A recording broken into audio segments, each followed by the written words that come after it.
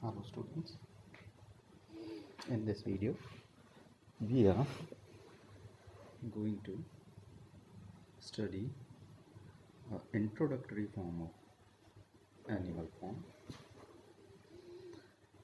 Animal form was first published in 1945. It is called as a fairy story by the author, but it is also a burlesque which pokes fun at a political party. It is a humorous hit at Marxist ideology. The story has been specially told for children.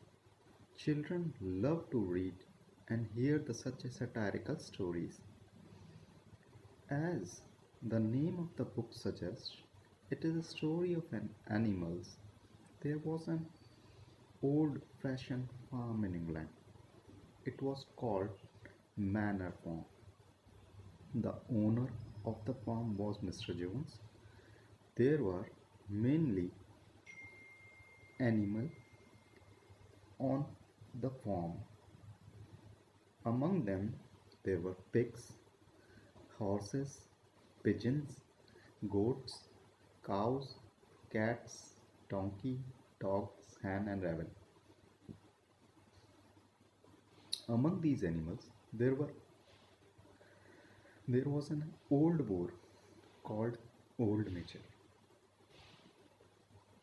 He was 12 years old. Once he was very sick and near to his death. He called a meeting of the animal. He told them that their lives were very miserable. They were not free. They were the slaves of man. They worked hard, but they did not get enough to eat. He added that man was the sole cause of their miseries and unhappiness. They could be happy only if they overthrew human races. Man was greatest enemy and their happiness depend on conquering man. 3 days later he died, but before dying he had inspired the animal with rebellious zeal. Here the animal on the manure farm were deeply affected by the words of Old Boar, which is known as Old Major. They began to think about what he had said. They held several meetings in the big barn. At last they resolved to rebel against their master, Mr. Jones. One day they drew him out of the farm.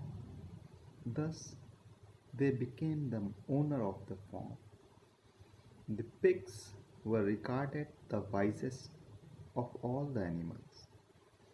Two of the pigs were wiser than other pigs and became their natural leaders of the animals. The two pigs were Snowball and Napoleon. They changed their name of Manor Farm and called it Animal Farm. They made their own laws and began to work accordingly. All the animals began to treat as equal. Now they work for themselves alone.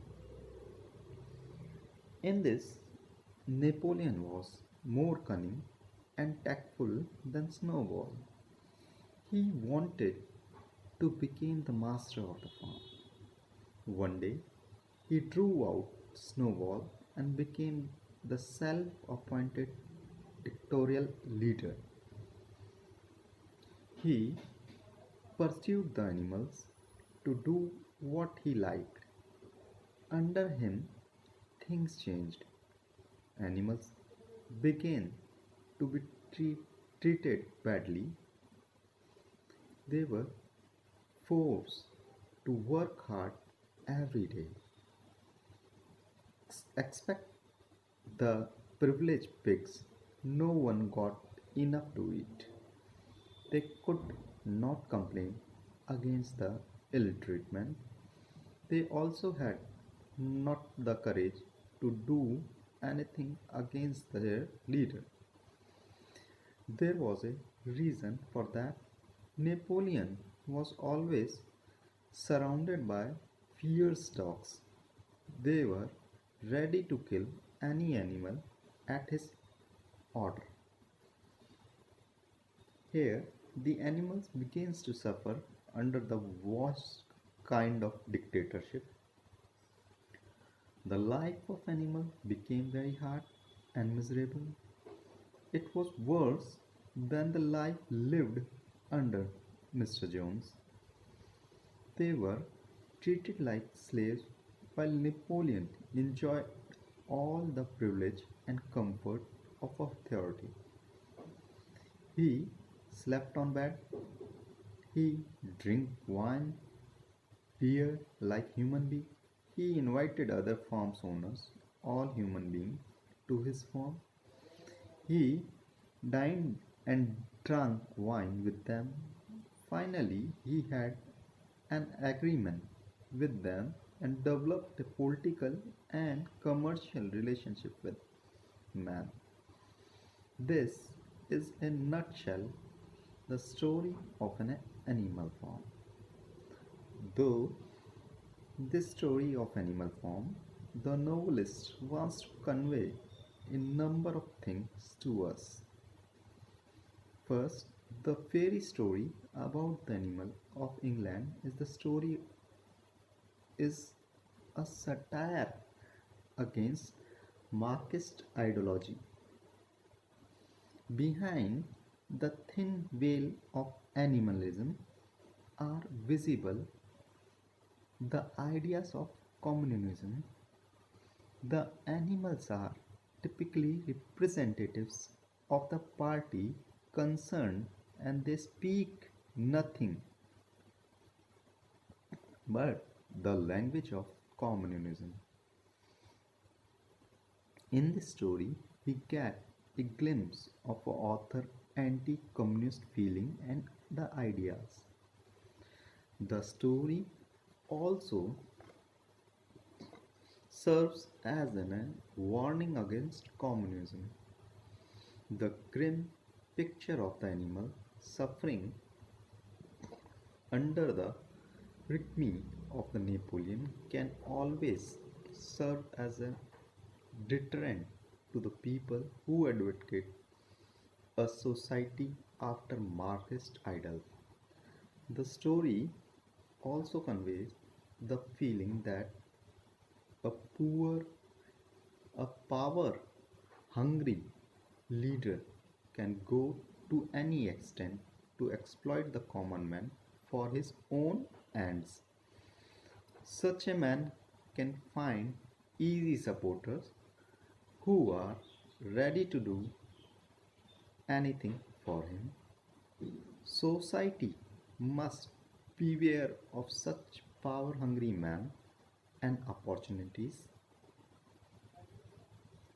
The story ends on the note that communism is no solution to get rid of political and economical illness of human society. If we resort to communism for betterment of human being, we can only make them brainless creatures who obey orders from above without questioning their wisdom and soundness. People living under Marxist rule are no better than animals. They do not enjoy liberty of any kind and are not allowed to think for themselves. There, the common man is reduces to the level of a worker who is fully satisfied in fulfillment of physical needs.